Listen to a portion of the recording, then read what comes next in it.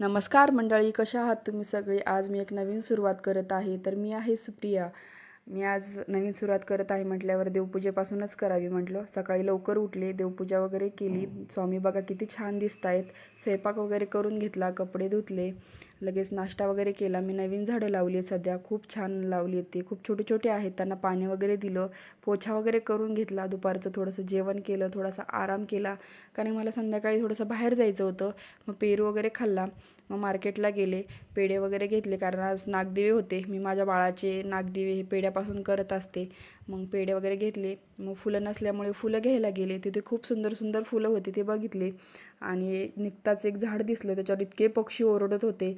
मग लगेच घरी आले, नागदिवे वगैरे करून घेतले, स्वयंपाक केला. आमच्याकडे नागदिव्यांना आज हरभऱ्याची भाजी असते नैवेद्यासाठी, वरण भात वगैरे. आणि आमच्याकडे नागदेवे गव्हाच्या पिठाचे करतात. तुमच्याकडे कशाचे करतात मला नक्की कमेंटमध्ये सांगा, आणि करतात का नाही ते पण सांगा. अशा प्रकारे नागदेव्यांचं पूजन केलं.